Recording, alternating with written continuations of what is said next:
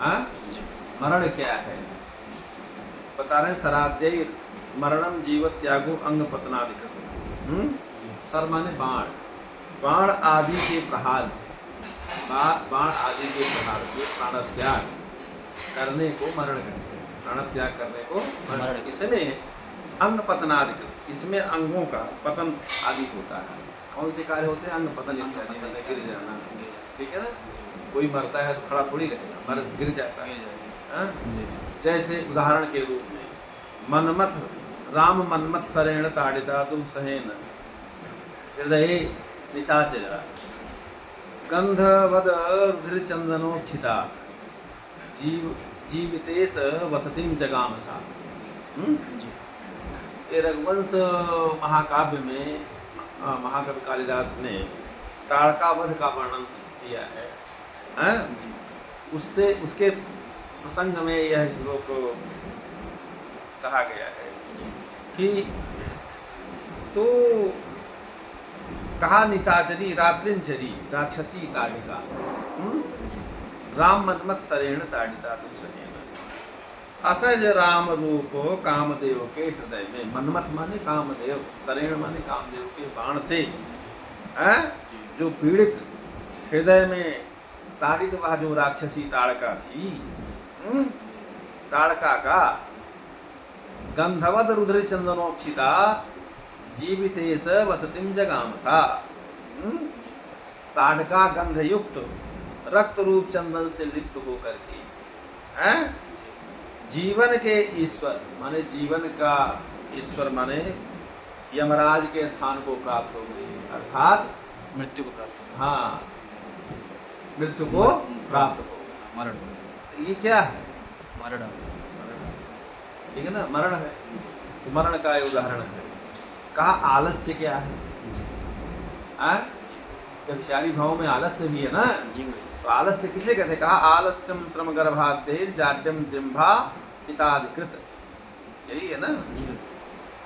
अच्छा, आसितम उपवेशनम, कहा कि परिश्रम, श्रम माने परिश्रम, गर्भ आदि से होने वाली जो जड़ता है, स्तब्धता को आलस्य कहते हैं। ठीक है ना? क्या कहते हैं? आलस्य कहते हैं।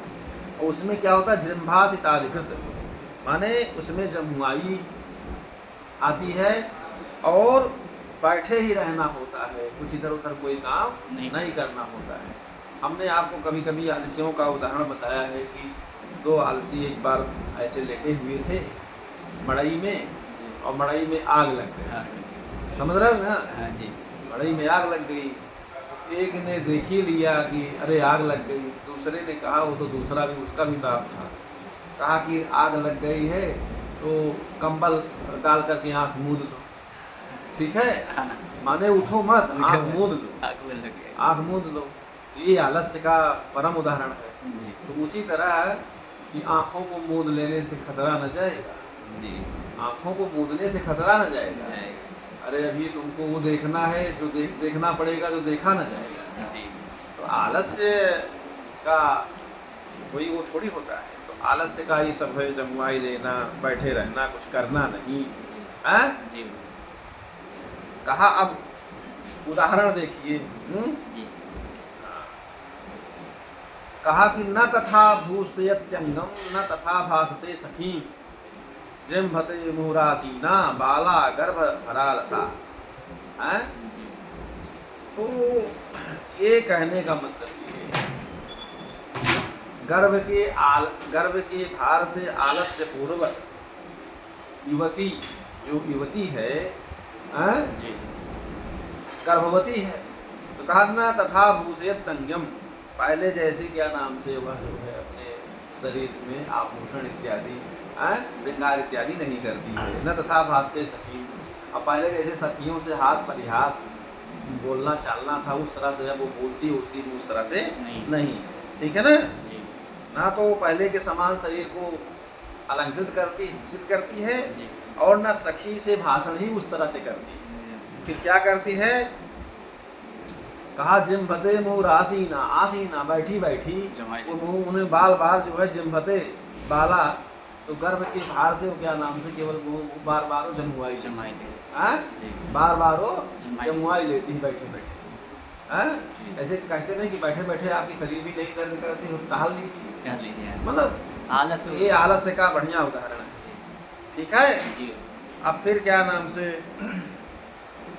हैं जी गर्भधारणात् बालायात् जिह्वासिताभ्याम आलस्यम हाँ जी बरते अब अमर से क्या है हैं जी अमर से कहा कि निंदा क्षेप क्षेपापमान आदेर अमरसो अभी निविष्टात नेत्रराग शिरा कंपक भूभंगो तर्जनादिकृत देखिए अमर से क्या है कहा निंदा आक्षेप हैं और अपमान आदेर अपमान आदि से अभिनिविष्टात अभिनिवेश मतलब होता है जिद करना जी जिद करने से जो होता है वो अमर से हैं करने को अमर से कहते हैं उसमें क्या क्या होता है कहा नेत्र राग आँख लाल लाल हो जाती है सिरा कंप सिर में कंपन होने लगता है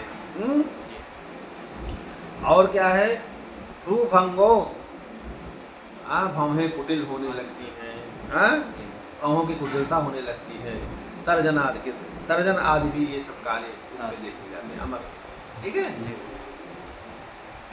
जैसे उदाहरण के रूप में कहा कि प्रायश्चित्तम चरिष्यामि पूज्यानाम जो व्यतिक्रमात् न त्वेव दूषिष्यामि शस्त्रग्रह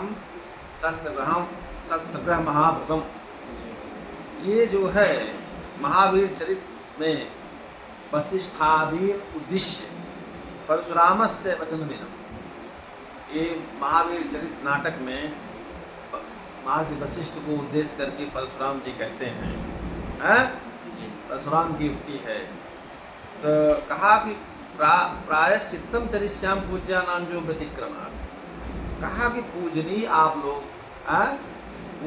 आप लोगों के वचनों का उल्लंघन करके हैं जी उल्लंघन का मैंने जो उल्लंघन किया है उसका मैं अब प्रायश्चित्त करूँगा क्योंकि हमें आपके वचनों का उल्लंघन नहीं करना चाहिए समझा ना जी इसलिए हमने आपके वचन का उल्लंघन किया इसलिए अब हम प्रायश्चित्त करेंगे हाँ न त्वेव दुष्यिष्यामि शस्त्रग्रह महाव्रतम हैं जी कहा कि परंतु शस्त्र ग्रहण के महाव्रत को मैं दूषित नहीं करूँगा हम आपके वचनों का उल्लंघन किए हैं जी इस पाप का मैं प्रायश्चित्त करूँगा लेकिन हम शस्त्र ग्रहण के महाव्रत को दूषित अब हम नहीं करेंगे ये कह रहे हैं कि क्या है अमर हमारे से हैं जी अब निद्रा क्या है निद्रा भी व्यभिचारी भाव है हैं जी अच्छा कहा कि चेता सम्मीलनम निद्रा श्रम क्लम मदादिजम जिह्वा नोक्ष्वास गात्रभंगादि कारण ठीक है जी कहा श्रम माने परिश्रम क्लम माने ग्लानि लानी और मदादिजम मद आदि से उत्पन्न ठीक है जी जो चित्त है चेता सम्मीलन चित्त की जो निश्चलता है निश्चलता जो है उसी को क्या कहते हैं निद्रा उसी को क्या कहते हैं निद्रा ठीक जी उसमें क्या क्या होता है कहा जिह्वा जमुआई आती है और क्या होता है अक्षी मीलन आँख का मुंदना जी दीर्घ श्वास लंबी लंबी और शरीर फैलाना आदि कार्य होते हैं निद्रा में ये सब कार्य होते हैं कि नहीं जी गुरु जी इसके तो आप लोग जानकार हैं कि निद्रा कैसे होती है और कौन सो रहा कौन उड़ा रहा बताने की जरूरत नहीं है नहीं जैसे उदाहरण जी हाँ जी अच्छा हाँ जी कहा कि सार्थक अनर्थक पदम ब्रुवती मंथराक्षरम निद्रार्ध मीलिताक्षी सा लिखते वास्तव में घटी हैं जी कोई क्या नाम से नायक कह रहा है जी उसके अपने क्या नाम से प्रियतमा का निद्रा में कैसी उसकी स्थिति हो वर्णन कर रहा है जी कहा कि मंद भाव से हाँ जी सार्थक अनर्थक पदम ब्रुवती, सार्थक और अनर्थक पद को कहती हुई जी निद्रा के कारण, हाँ? जी निद्रा के कारण कारण और का नेत्रार्ध मिलिताक्षी सा, जी अर्धमुद्रित नेत्रों वाली सामान्य वह मेरी जो प्रेयसी है, हाँ? जी लिखते वास्तव में हृदय मानो वो मेरे हृदय में चित्त सी हो गई, जी मानो वो मेरे हृदय में चित्त सी हो चित्त सी गई। हो गई। क्या निद्रा, निद्रा हाँ? जी तो कहने का मतलब यहाँ भाविक अलंकार है, जी ठीक है ना। जी अत्र श्रमजन्या अक्ष निमीलन कारिणी कस्याचिन निद्रा, हाँ? जी यहाँ भाविक अलंकार है। अवहित्था क्या है?